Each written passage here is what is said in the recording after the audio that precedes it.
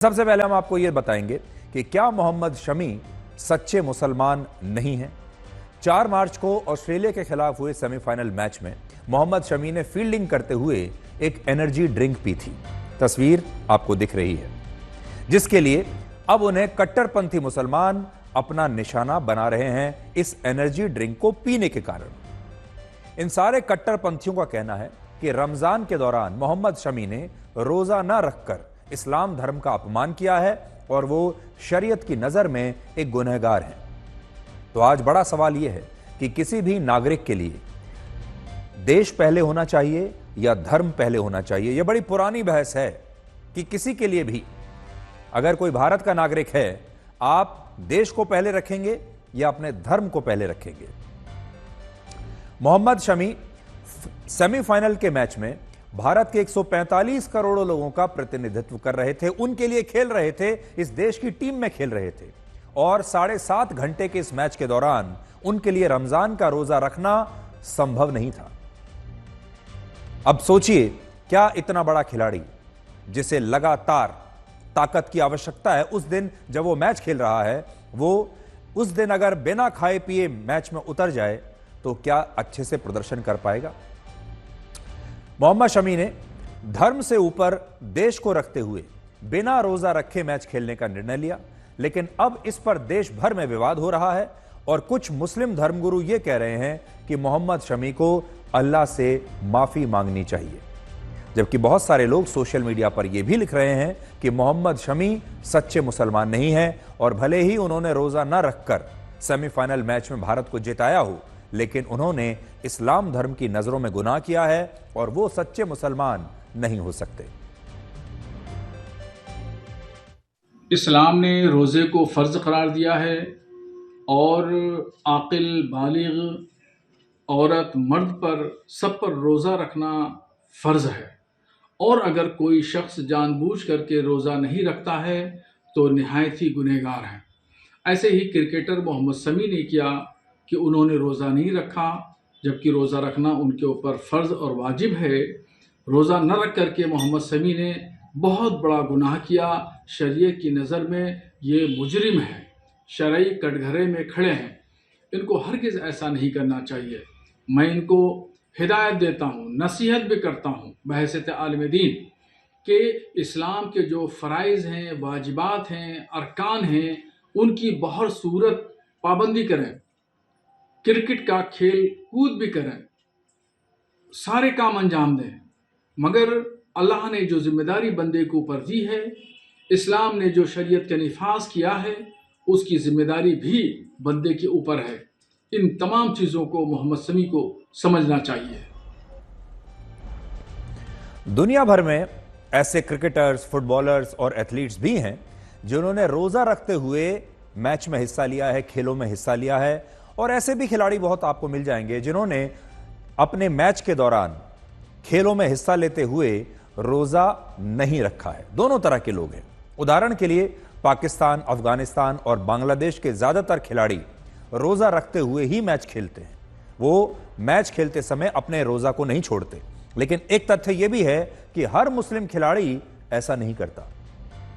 खासकर जो तेज गेंदबाज होते हैं और जिन्हें वनडे क्रिकेट में 10 ओवर डालने होते हैं, उन गेंदबाजों के लिए पूरे दिन भूखे प्यासे रहकर मैच खेलना आसान नहीं होता और वो रमजान के महीने में मैच खेलते हुए रोजे नहीं रखते और रख भी नहीं पाते। और इनमें पाकिस्तान के मौजूदा क्रिकेटर शादाब खान और इंग्लैंड के क्रिकेटर मोइन अली का भी नाम है, जिन्होंने मैच खेलने के लिए रमजान के महीने में रोजा नहीं रखा। और बड़ी बात यह है कि इसके लिए इन खिलाड़ियों को इस्लाम धर्म का मुजरिम नहीं कहा गया। वर्ष 2016 के यूरो कप में फ्रांस के कुछ फुटबॉल खिलाड़ियों ने भी, जो कि इस्लाम धर्म को मानने वाले खिलाड़ी थे, इन खिलाड़ियों ने भी मैच के दिन रोजा नहीं रखा था और वहां भी इसके लिए इन मुस्लिम खिलाड़ियों को गुनहगार नहीं बताया गया था। लेकिन भारत अनोखा ही देश है। भारत में इस वक्त यही हो रहा है और नेशनल ड्यूटी निभाने वाले, अपनी देश की जिम्मेदारी निभाने वाले मोहम्मद शमी से यह पूछा जा रहा है कि वो इस्लाम धर्म के प्रति अपनी जिम्मेदारी कैसे भूल गए और धर्म से पहले उनके लिए देश कैसे हो गया। असल में यह बहस बहुत पुरानी है कि मुसलमानों के लिए देश पहले है या धर्म पहले है। और इस बहस का कारण यह है कि इस्लाम धर्म में अल्लाह को सबसे ऊपर माना गया है। इस्लाम धर्म कहता है कि अल्लाह के सिवा किसी के भी सामने सिर झुकाना गुनाह है। और यही कारण है कि ज्यादातर मुस्लिम क्षेत्र, स्थान, राज्य और देश से पहले अपने धर्म को ऊपर रखते हैं। उनके लिए देश बाद में है, धर्म पहले है। और रमजान के दौरान रोजा रखने को इस बात का प्रमाण माना जाता है कि कौन सा मुसलमान कितना ज्यादा धार्मिक है। इस विषय पर अमेरिका के मशहूर थिंक टैंक प्यू रिसर्च ने एक सर्वे किया था, जिसमें 39 देशों के 93% मुसलमानों ने कहा था कि वो रमजान के दौरान रोजा नहीं छोड़ते, रमजान के दौरान रोजा जरूर रखते। और इसका कारण यह है कि रोजा इस्लाम धर्म में बताए गए 5 धार्मिक कार्यों में से एक है। इनमें पहले धार्मिक कार्य को शहादा कहते हैं, जिसका शाब्दिक अर्थ है घोषणा करना या गवाही देना। हर मुसलमान का कर्तव्य है कि वो इस बात की घोषणा करे कि अल्लाह के सिवा कोई और परमेश्वर नहीं है। इस बात की घोषणा करना उसकी पहली जिम्मेदारी है। दूसरा धार्मिक कार्य है सलात। फारसी में इसी को नमाज भी कहते हैं। इस्लाम कहता है कि हर मुसलमान के लिए दिन में 5 बार नमाज पढ़ना बहुत ही जरूरी है। तीसरा धार्मिक कार्य है ज़कात। आप इसे साल में 1 बार किया जाने वाला दान भी कह सकते हैं, चैरिटी। यह हर मुसलमान को करनी चाहिए। चौथा धार्मिक कार्य है सौम। इसे रोजा रखना भी कहते हैं। इस्लाम में कहा गया है कि रमजान के महीने में हर सच्चे मुसलमान के लिए रोजा यानी उपवास रखना बेहद जरूरी है। और इसी तरह हज को इस्लाम का 5वां धार्मिक कार्य माना जाता है। हर सच्चे मुसलमान का यह कर्तव्य है कि अगर वो मक्का जाने का खर्चा उठा सकता है तो जीवन में कम से कम 1 बार उसे अपने खर्चे पर हज पर जरूर जाना चाहिए। और यही कारण है कि जो मुसलमान रमजान के दौरान रोजा नहीं रखते, उन्हें शरीयत की नजर में गुनहगार माना जाता है, क्योंकि उन्होंने अपनी ड्यूटी नहीं निभाई इस्लाम धर्म के प्रति। आज यहां आपको यह भी पता होना चाहिए कि इस्लाम धर्म कुछ मामलों में रोजा रखने के लिए छूट भी देता है। और छूट क्या है? अगर कोई व्यक्ति बीमार है, अगर कोई इस दौरान किसी यात्रा पर गया हुआ है और यह यात्रा 78 किलोमीटर या उससे ज्यादा लंबी है, अगर कोई महिला गर्भवती है या रोजा रखने से उसके बच्चों की सेहत पर बुरा असर पड़ सकता है, और जो लोग बहुत ज्यादा बूढ़े हैं, बुजुर्ग हैं, उन्हें रोजा रखने से छूट दी गई है। और कहा गया है कि ऐसे लोगों को फिदिया करना चाहिए, जिसका मतलब होता है रमजान के महीने में गरीबों को खाना खिलाना।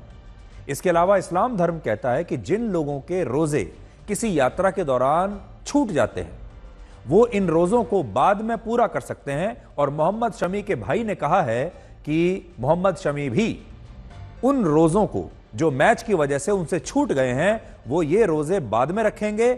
और मोहम्मद शमी एक सच्चे मुसलमान हैं। 10 ओवर काफी मुश्किल, इतने टेम्परेचर में 10 ओवर तो बहुत बड़ी बात है। 1 ओवर फेंकना मुश्किल हो जाता है। जितनी स्पीड से बॉलर, फास्ट बॉलर बॉलिंग करता है, 1 ओवर में ही सांस फूलने लगता है। तो ये तो 10 ओवर का फेंकने दो उसको। और मुल्क के लिए खेल रहा है, तो मुल्क के लिए तो भैया थोड़ा बहुत करना ही पड़ता है। क्या कहना चाहेंगे ऐसे लोगों के लिए जो इस तरीके से ट्रोल कर रहे हैं? ऐसे लोगों को शर्म आनी चाहिए। ये बेहूदी बातें नहीं बोलनी चाहिए उन लोगों को। पहले देश है, देश से आगे कुछ भी नहीं है। देश के आगे अगर आप ये जो भी मौलाना जो भी कुछ बोल रहे हैं, मुझे उनकी ज्यादा हो सकता है, मुझे ज्यादा नॉलेज हो इस्लाम की, मुझे कम नॉलेज है। लेकिन हमारे इस्लाम इतना छोटा, इतना कम नहीं है कि उसे कम लेके आकर हैं कि बहुत सारी सिकुड़ जाए एक जगह। ऐसा कुछ नहीं है। देखिए हमारे उसमें यह है कि अगर बीमार हैं बहुत ज्यादा, तो आप रोजा नहीं रख सकते, आप उसको बाद में रख सकते हैं रोजा।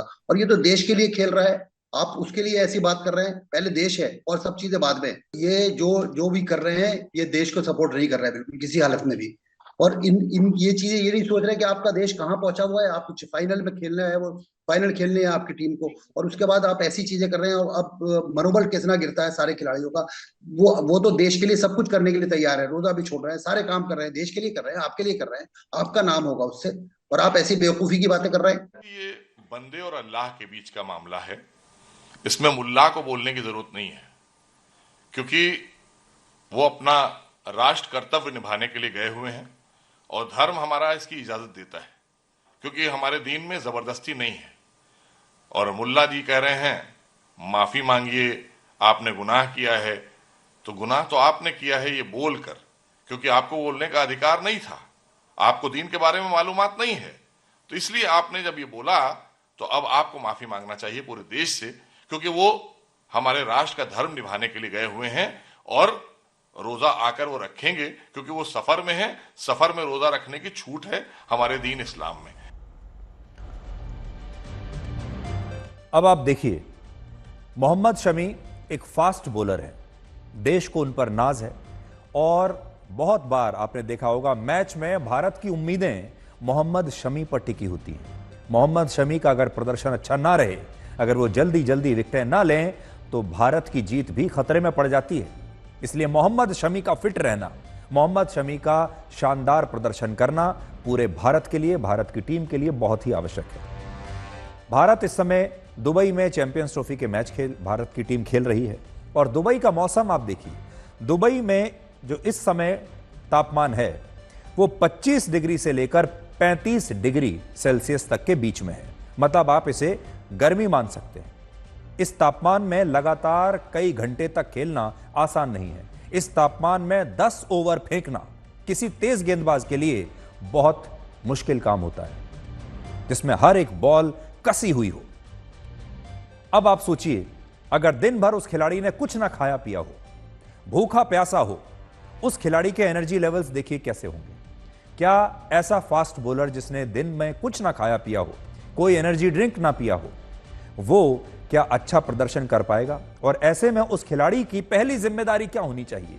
अपनी टीम की जीत सुनिश्चित करना, अच्छा प्रदर्शन करना या फिर रोजा रखना। हमारे देश में इस तरह के कट्टरपंथी धर्म गुरुओं की संख्या अब लगातार बढ़ती जा रही है, चाहे वो हिंदुओं में हो चाहे मुसलमानों में हो। कट्टरपंथी धर्मगुरु आते हैं, अपना नया नया ज्ञान देते हैं और हमारे देश के लिए जो लोग कुछ अच्छा काम कर भी रहे हैं उन्हें रोकने की कोशिश करते हैं। हम तो ये कहेंगे कि कार्रवाई ऐसे लोगों के खिलाफ होनी चाहिए जो मोहम्मद शमी जैसे देश के सच्चे नागरिकों को अपना काम करने से रोक रहे हैं। ऐसे मौलानाओं के खिलाफ कार्रवाई होनी चाहिए। वर्ष 1945 में, आजादी से पहले की बात आपको बता रहा हूं, हमारे संविधान के निर्माता डॉक्टर भीमराव अंबेडकर ने एक पुस्तक लिखी थी। इस पुस्तक का नाम था पाकिस्तान और द पार्टीशन ऑफ इंडिया। ये, जैसा कि आप इसके टाइटल से समझ सकते हैं, ये पाकिस्तान के बारे में थी, भारत के बंटवारे के बारे में थी और भारत में उस समय हिंदू और मुसलमानों के बीच जो समस्या चल रही थी, जो कि बंटवारे की वजह थी, उस पर उन्होंने ये किताब लिखी थी। इस किताब के पेज नंबर 291 पर उन्होंने लिखा कि भारत के मुसलमान कभी भी इस देश के लिए वफादार नहीं होंगे और वो खुद को मुसलमान पहले और भारतीय बाद में मानेंगे और इस देश में उन्हीं मुसलमानों को सच्चा मुसलमान माना जाएगा जो ना तो भारत को अपनी मातृभूमि मानेगा और ना ही हिंदुओं को अपना भाई कहेगा। ऐसे मुसलमानों को सच्चा मुसलमान माना जाएगा। अब आप सोचिए, डॉक्टर भीमराव अंबेडकर को वैसे तो हम लगातार इतना फॉलो करते हैं, उनकी तस्वीरें हर जगह लगाते हैं, हमारे देश के बड़े बड़े नेता उनके नाम पर राजनीति करते हैं, लेकिन इस विषय पर जो उनके विचार थे इसके बारे में कोई बात ही नहीं करता।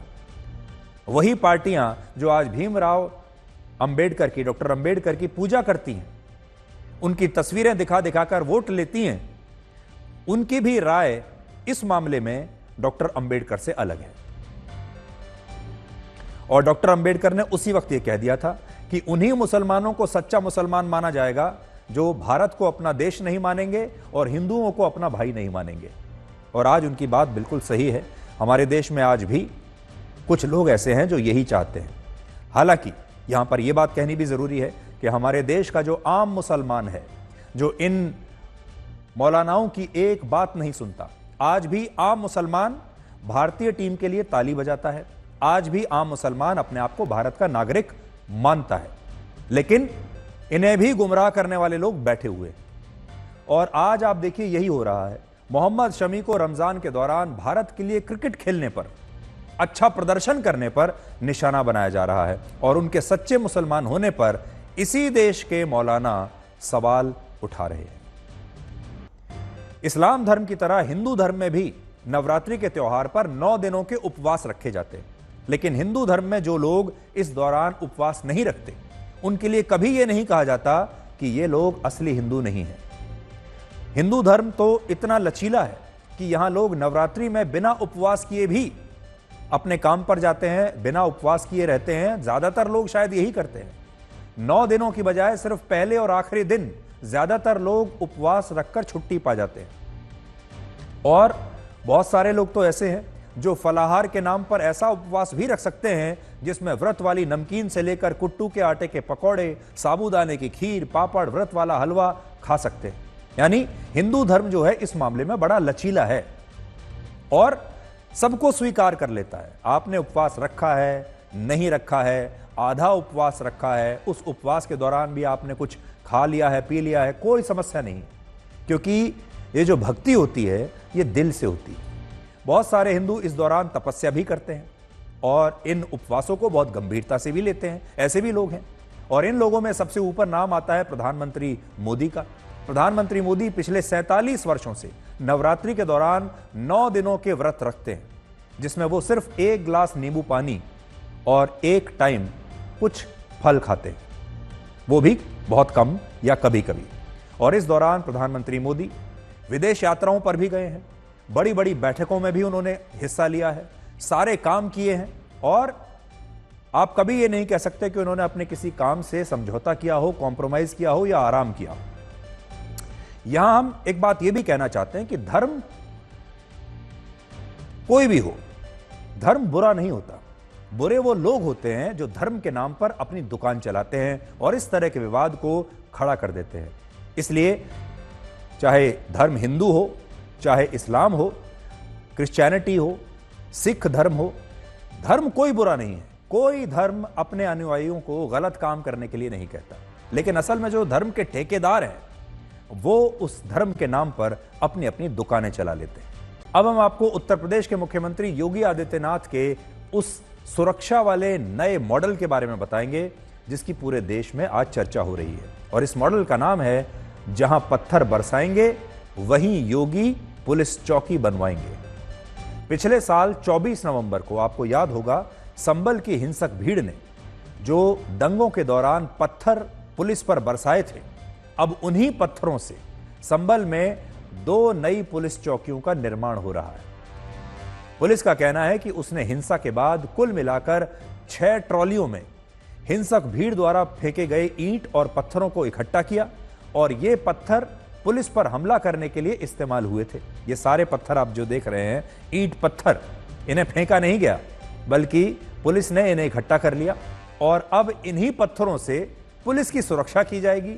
और आज से इन पत्थरों से 2 नई पुलिस चौकियों का निर्माण शुरू हो गया है और ये दोनों पुलिस चौकियां शाही जामा मस्जिद के उसी इलाके में बन रही हैं जहां पहले पुलिस को प्रवेश करने की भी इजाजत नहीं हुआ करती थी।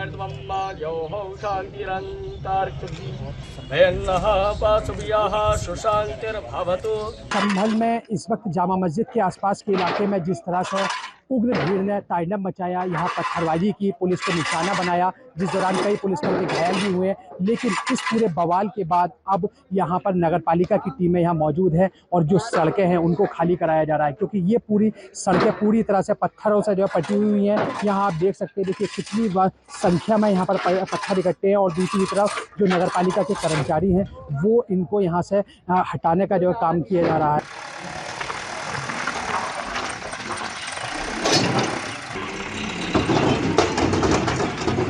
के द्वारा करीबन 6 ट्रॉली ईंट पत्थर है वो पुलिस के ऊपर फेंके गए थे, जिसको बाद में नगर पालिका के द्वारा कलेक्ट करवाया गया था और यार्ड में सेफली रखवाया गया था।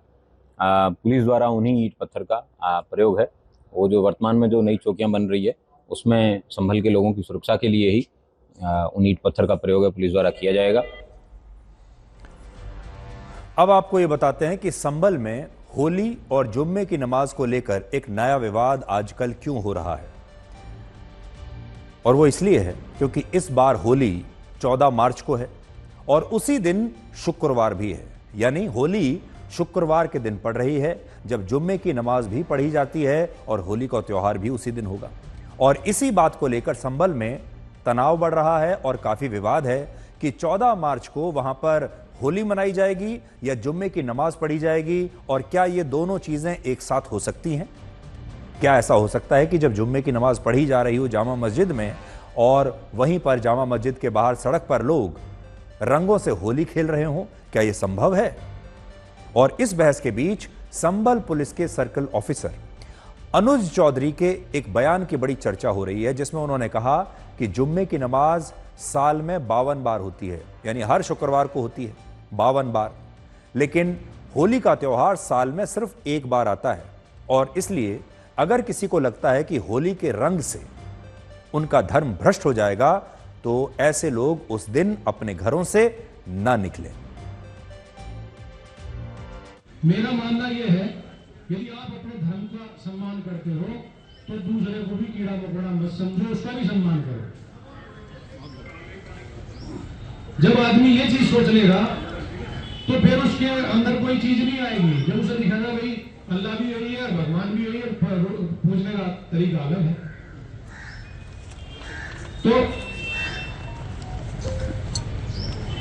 उन लोग जो मीटिंग में नहीं आए उन्हें आप लोगों से मैं बताना चाह रहा हूँ, आपके माध्यम से आप बता दें उनको, इस बार मेरे ख्याल से साल में 52 के करीब जुम्मे आते हैं एक साल में, और इत्तेफाक से ये जुम्मा अपना रंग के दिन आया है। तो ये बहुत छोटी सी बात है भाई। यदि आपको लगता है, मैं तो चाहता हूँ सब मिलकर होली खेलो, मेरा भी रंग डाल लो, मैं तुम्हारा डाल लूंगा, ठीक है, हिंदू मुस्लिम सब होली खेल रहे हैं। मेरा सोच ये है, रंग से कोई परहेज, रंग से कोई छोटा बड़ा नहीं होता। तो मेरा स्पष्ट संदेश ये है, जिस भाई को होली खेलनी हो उस दिन वो बाहर निकले, और जिसमें कैपेसिटी हो रंग खेलने की, जिसका बड़ा मन हो वो बाहर निकले, नहीं तो अनावश्यक कोई भी आदमी बाहर ना निकले, अपने बच्चों के साथ रहे, अपने घर में नमाज पढ़े। तो इनका यह कहना है कि होली तो साल में एक बार आती है। देश भर में हिंदू धर्म को मानने वाले जो लोग हैं वो पूरे साल होली का इंतजार करते हैं, और जुम्मे की नमाज तो हर शुक्रवार को होती है, 52 बार होती है। अगर कुछ लोगों को ऐसा लगता है कि होली की वजह से उनका धर्म भ्रष्ट हो सकता है उस दिन, तो ऐसे लोगों को हिंदू धर्म के लोगों के लिए उस दिन थोड़ा सा ध्यान रखते हुए ऐसे लोग अपने घर से बाहर ना निकले। संदेश एकदम साफ है, और असली धर्मनिरपेक्षता असल में यही है, जिसका झुकाव ना एक धर्म के प्रति है ना दूसरे धर्म के प्रति है। ये असली धर्मनिरपेक्षता है। और इस बयान को लेकर आज बहुत सारे लोग ये कह रहे हैं कि क्या होली के त्योहार के लिए मुसलमानों को जुम्मे की नमाज करने से रोका जाना सही है? तो आज हम आपको वर्ष 2017 के एक मामले की याद दिलाना चाहते हैं, जब पश्चिम बंगाल में ममता बनर्जी की सरकार ने नवरात्रि के दौरान दुर्गा विसर्जन पर सिर्फ इसलिए रोक लगा दी थी क्योंकि उसी दिन मुहर्रम का जुलूस भी निकलना था, और ममता बनर्जी ने मुहर्रम के जुलूस को नहीं रोका, लेकिन हिंदुओं को दुर्गा विसर्जन से जरूर रोक दिया था। अब हम आपको यह बताएंगे कि क्या कोई किसी से उसके धर्म के कारण इतनी नफरत कर सकता है कि उसके हाथ पर लिखे ओम को तेजाब से मिटाने की कोशिश करे? क्या किसी लड़की के साथ, महिला के साथ ऐसा कर सकता है? उस महिला का गैंग रेप करने के बाद उसे जबरदस्ती गाय का मांस खाने के लिए मजबूर कर सकता है? ये सब कुछ इस देश में हुआ है जो मैं आपको बता रहा हूं। यह घटना उत्तर प्रदेश के मुरादाबाद में सिर्फ 14 साल की एक बच्ची के साथ हुई है। सोचिए, उम्र देखिए, सिर्फ 14 वर्ष, छोटा बच्चा ही मान लीजिए आप इसे। और इस बच्ची का 2 महीने पहले अपहरण हुआ था, और बड़ी बात यह है कि यह बच्ची दलित है। आपको शायद हैरानी हो रही होगी कि बीजेपी शासित उत्तर प्रदेश में एक दलित बच्ची के साथ हुई इस विभत्स घटना को विपक्षी नेताओं ने अब तक मुद्दा क्यों नहीं बनाया। यह मुद्दा ही नहीं है, इसके बारे में कोई बात ही नहीं कर रहा, और इस खबर की हमारे देश में कहीं कोई चर्चा नहीं हो रही, खामोशी है पूरी। इसका कारण शायद यह है कि इस घटना के चारों आरोपी एक विशेष धर्म से हैं। इनके नाम हैं सलमान, मोहम्मद जुबैर, राशिद और आरिफ। आज मैं आप अपने साथ एफआईआर की कॉपी लेकर आया हूं और इस एफआईआर में 3 बड़ी बातें लिखी हैं। यह एफआईआर पढ़कर भी सुनाऊंगा आपको। इस एफआईआर में पहली बात जो लिखी है, इन चारों लड़कों ने 2 महीने तक इस बच्ची को बंधक बनाकर रखा और कई बार इसका गैंगरेप किया।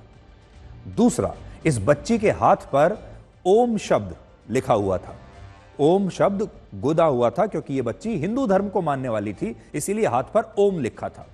और इसे सलमान नामक इस लड़के ने तेजाब डालकर इस ओम को मिटा दिया। सोचिए, उसे ओम से इतनी नफरत थी कि उसने इस बच्ची के हाथ पर तेजाब डालकर ओम को मिटा दिया।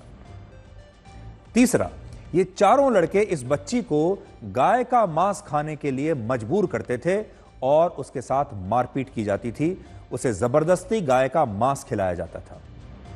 चौथी बात इसमें लिखी है, ये लड़के इस बच्ची से कहते थे कि वो उसके जैसी न जाने कितनी बच्चियों का धर्म परिवर्तन करा चुके हैं और इसके लिए उन्हें पैसा मिलता है। आज मैं आपको इस एफआईआर में ही लिखी ये बातें शब्दशः पढ़कर बताना चाहता हूं। ये मैं नहीं कह रहा हूं, ये मेरे विचार नहीं है, ये पुलिस द्वारा फाइल की गई इस एफआईआर में लिखा है और उसका एक छोटा सा अंश मैं आपके सामने आपको पढ़कर बताता हूं। आप सुनिए। वो लड़की कह रही है, उसने पुलिस को बयान दिया, जब मुझे होश आता था तो मैं खाना मांगती थी, तब मुझे गाय का मीट खाने के लिए देते थे। मेरे मना करने पर जबरदस्ती मुझे गाय का मीट खिलाते थे और रेप करते थे। मेरे हाथ पर ओम का चिन्ह तेजाब डालकर सलमान ने मिटा दिया। अब सोचिए, ओम के चिन्ह से इतनी नफरत कि उस पर तेजाब डाल दिया, यानी सब कुछ धर्म के हिसाब से हो रहा है। इस बच्ची से इतनी नफरत इसलिए है उसके धर्म की वजह से, और इसलिए हर कोशिश यह है कि उसका धर्म भ्रष्ट किया जाए, उसे अपने धर्म पर शर्मिंदा किया जाए। फिर आगे लिखा है, ये जो लड़का है ये उसको बताता था, ये कहता था कि तेरे जैसी न जाने कितनी लड़कियों का मैं धर्म परिवर्तन कर चुका हूं और ऐसा करने से हमें जन्नत मिलेगी। अब इस घटना में 3 बातें बहुत महत्वपूर्ण हैं। पहला, ये एक दलित बच्ची का नहीं बल्कि एक हिंदू बच्ची का भी मामला है जिसमें उसके धर्म से नफरत के कारण उसके साथ इतनी क्रूरता हुई। धर्म के आधार पर यह क्रूरता हो रही है। दूसरा, इस पर विपक्षी नेताओं की चुप्पी आज आपको यह बताती है कि अगर आरोपी एक विशेष धर्म से हों तो पीड़ित बच्ची की जाति भी कोई मायने नहीं रखती। और तीसरा, इस घटना में भी गायों के खिलाफ एक सख्त नफरत नजर आती है। पिछले हफ्ते प्रयागराज में भी महाकुंभ के अगले ही दिन कुछ अज्ञात लोगों ने हिंदुओं के घरों के बाहर गाय के बछड़े का कटा हुआ सिर और शरीर के दूसरे अंग फेंक दिए थे, और अब मुरादाबाद में भी इसी प्रकार की यह नई घटना हुई है। हम यहां पर एक बात यह स्पष्ट जरूर करना चाहते हैं कि हमने इस घटना को लेकर जितनी भी बातें बताई उनका जिक्र इस एफआईआर में है और पुलिस इस मामले में एक लड़के को गिरफ्तार भी कर चुकी है।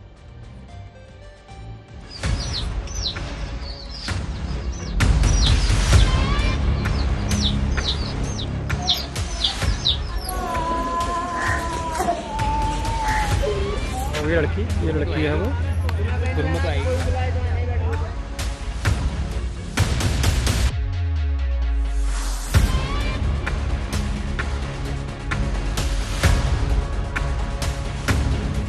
वो जला दिया, आज भी साबुत देख लो सर। ये हिंदू जाति में, मुसलमान जाति में किसी कोई चिनाब जला देगा तो कितना बुरा लगेगा। गाय का मीट खिला रहे हैं उसे।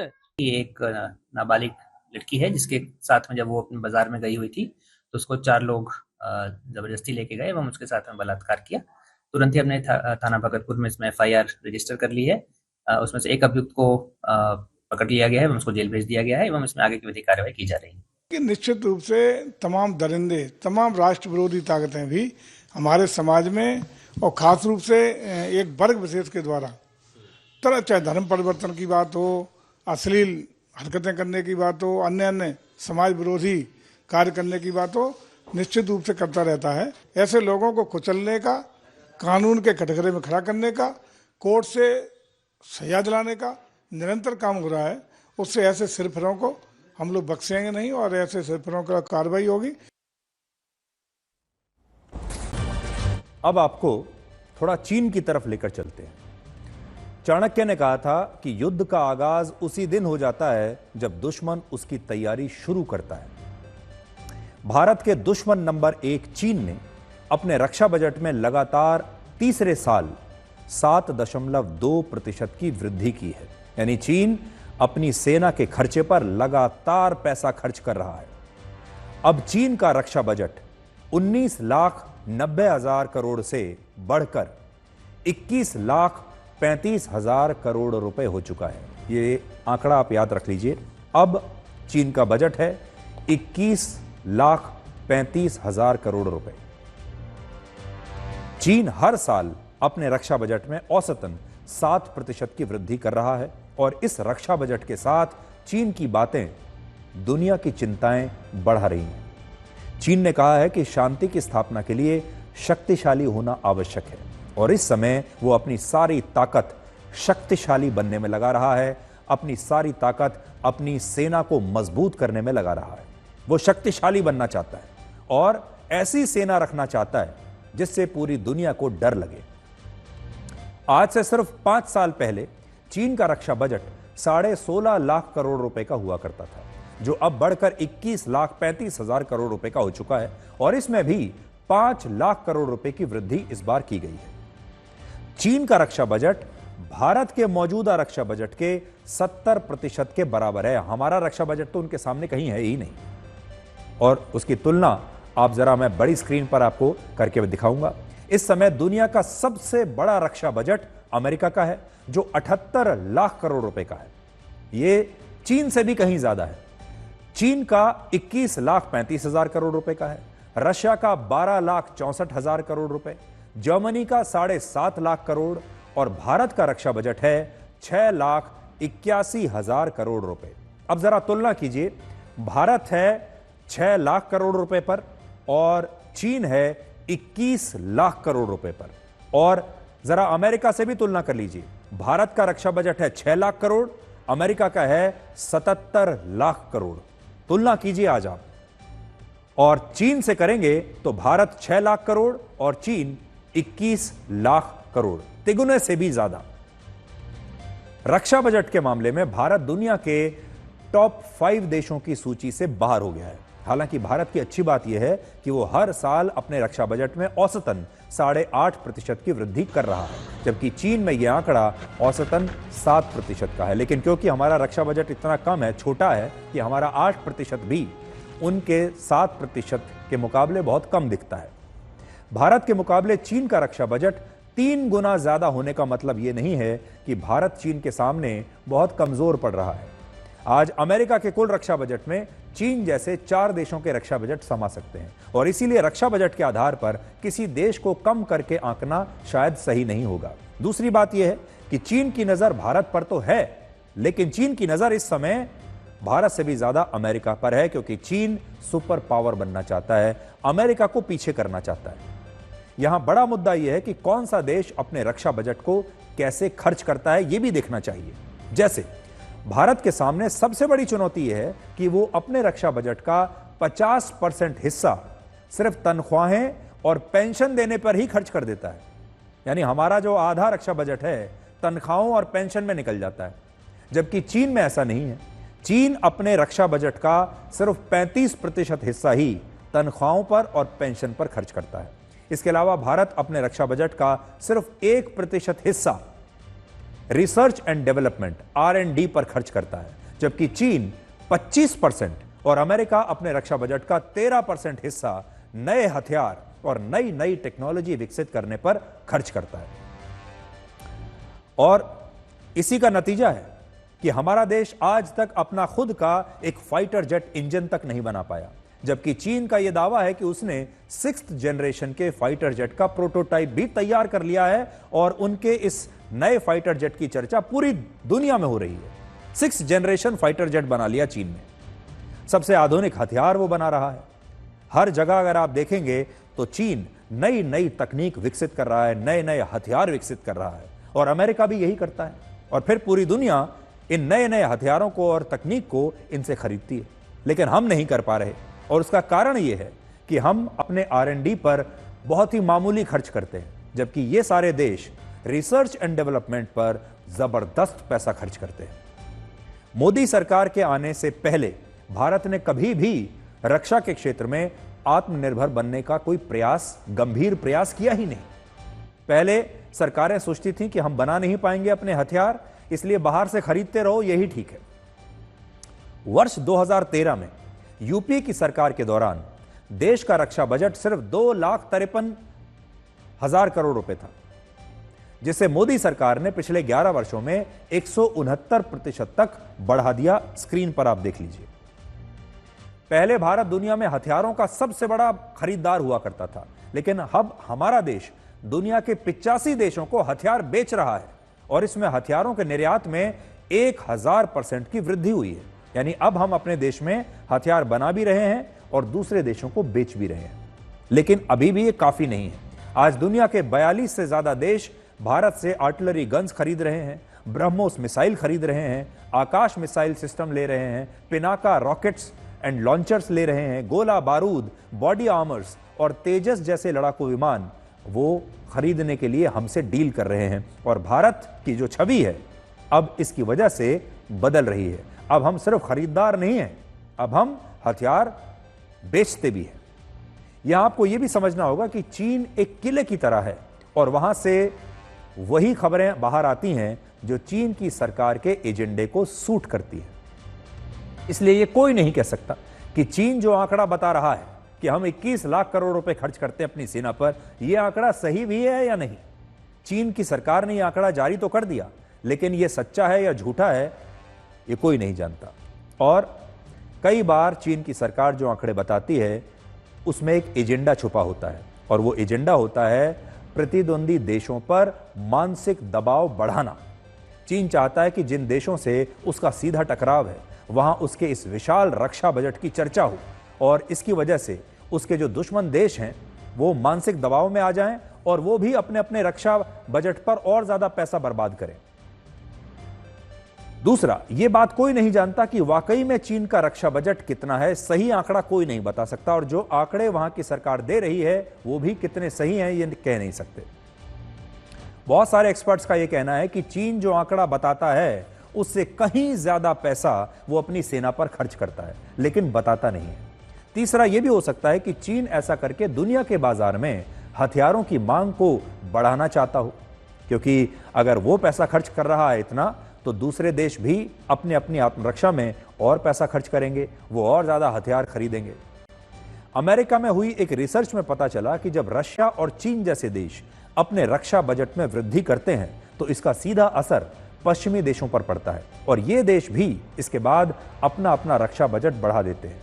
जब पश्चिमी देश अपना रक्षा बजट बढ़ाते हैं तो इससे अफ्रीका और एशिया के दूसरे देशों को भी दबाव में अपना रक्षा बजट बढ़ाना पड़ता है।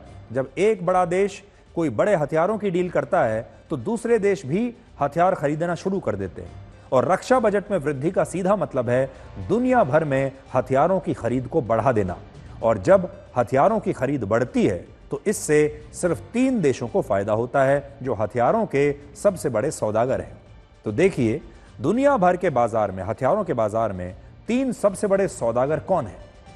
पहला है अमेरिका जो सबसे ज्यादा हथियार बेचता है, दूसरा है रशिया, और तीसरा है चीन। हथियार चाहे कोई भी खरीदे, कोई भी देश खरीदे, पैसा इन तीनों की जेब में जाता है।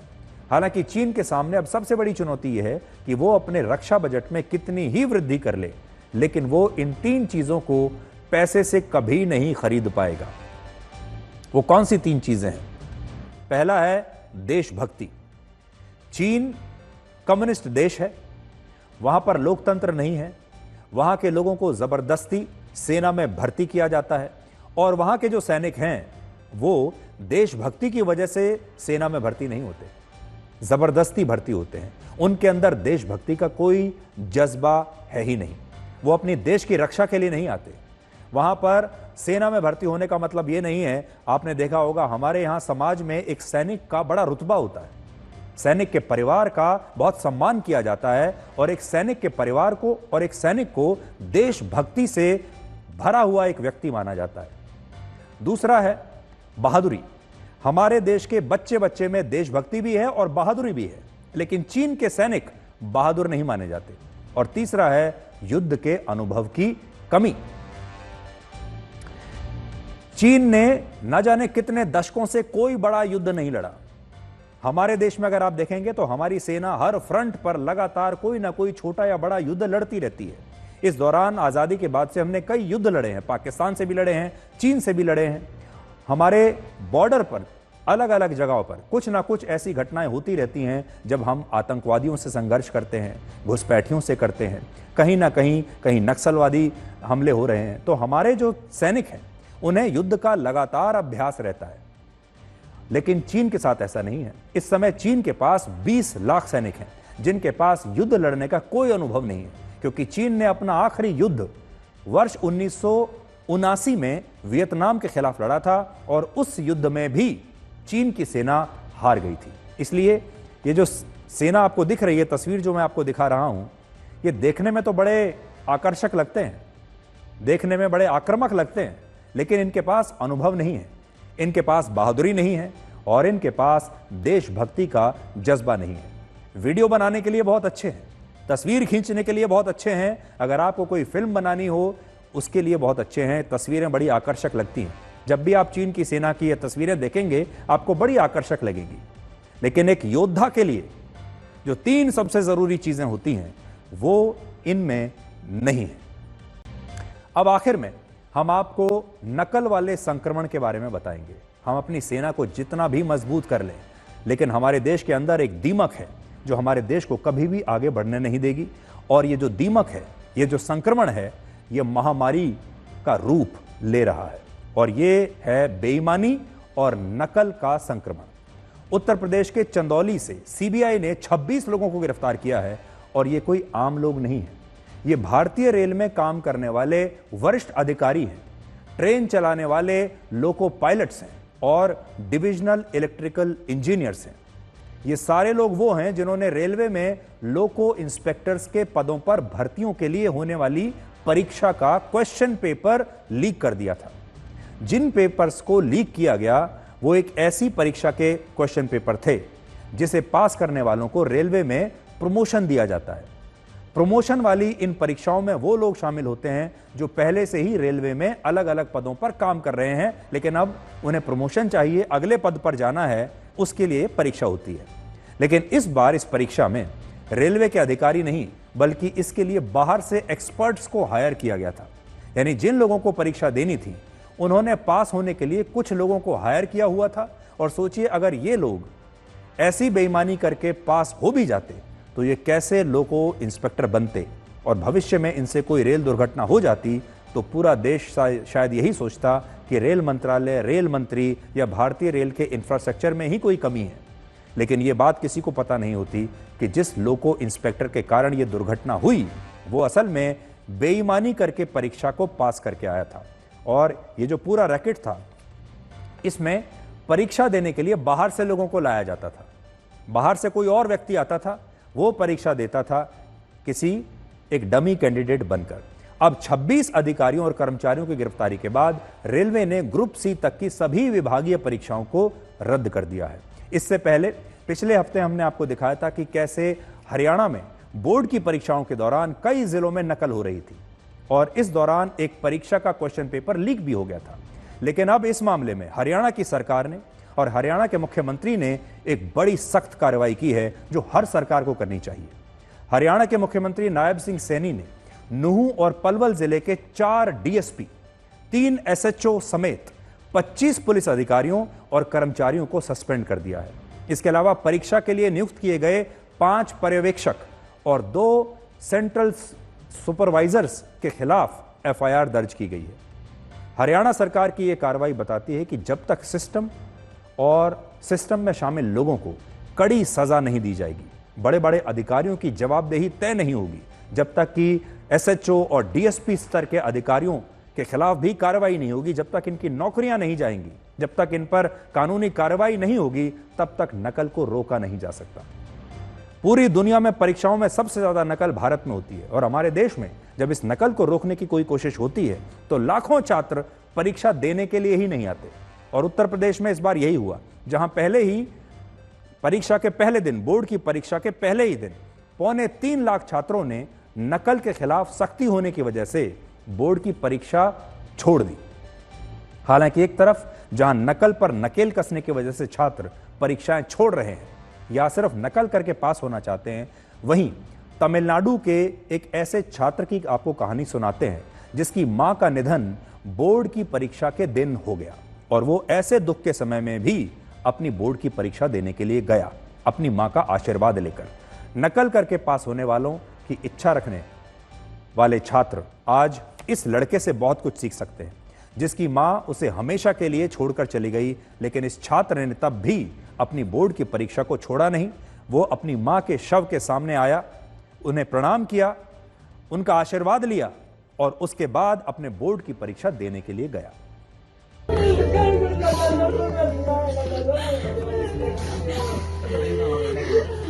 तमिलनाडु के 12वीं के छात्र सुनील कुमार के सामने बोर्ड परीक्षा के दिन ही जिंदगी की एक और बड़ी परीक्षा आ गई। बोर्ड के पेपर के दिन ही उसकी मां का निधन हो गया। 6 साल पहले अपने पिता को खो चुके सुनील ने उस मां को भी खो दिया, जिसने अकेले उसे पाल पोस कर बड़ा किया और पढ़ाया लिखाया। मां के निधन के बाद सुनील कुमार के पास 2 विकल्प थे, या तो वो मां के शव के पास बैठकर रोता और पेपर छोड़ देता, या फिर अपनी मां के संघर्ष को समझता और पेपर देने जाता। शायद उसकी मां भी यही चाहती होगी कि सुनील अच्छे अंकों से पास हो और जीवन में सफल हो। सुनील ने वही किया और अपने दुख को दबाकर अपनी यूनिफॉर्म पहनकर और एडमिट कार्ड लेकर अपनी मृत मां के सामने खड़ा हो गया। परीक्षा के लिए निकलने से पहले सुनील ने अपनी मृत मां के पैर छुए और पेपर के लिए जाने का फैसला किया, लेकिन वहां से जाने से पहले सुनील रो पड़ा।